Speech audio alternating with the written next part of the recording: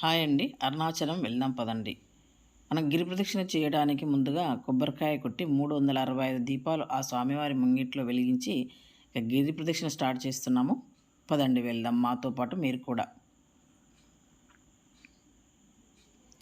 కానీ ఎన్నోసార్లు అనుకున్నామండి అరుణాచలం వెళ్దామని. కానీ ఇప్పటికి మాకు ఆ అరుణాచలేశ్వరుని దర్శనం మాకు దక్కినందుకు చాలా సంతోషంగా ఉంది. గిరి ప్రదక్షిణ సమయంలో జింకలు వాటిని చూసుకుంటూ ఆనందంగా హ్యాపీగా వెళ్ళడం జరిగింది. కానీ ఒక కిలోమీటరు 2 కిలోమీటర్ల మేర మాత్రం రాళ్ళు రప్పలు ఉంటాయి. ఎందుకంటే చెప్పులు లేకుండా నడవాల్సి వస్తుంది కాబట్టి కొంచెం ఇబ్బందిగా ఉంటుందండి. తర్వాత అంతా రోడ్డు బాగానే ఉందండి, చాలా బాగుంది.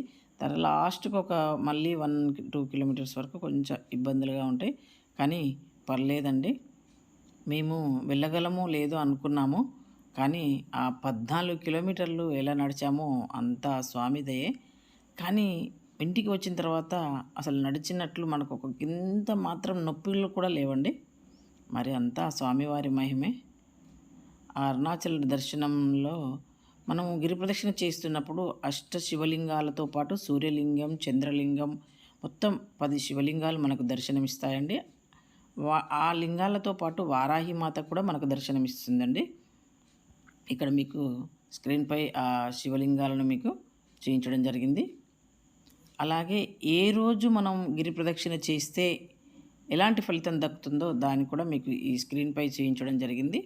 దాని ప్రకారం మీరు వెళ్తారని నేను కోరుకుంటున్నాను. అలాగే మీరు కనుక ఇప్పుడు కొత్తగా చూస్తున్నట్లయితే మా ఛానల్ని చూసి సబ్స్క్రైబ్ చేసుకోండి.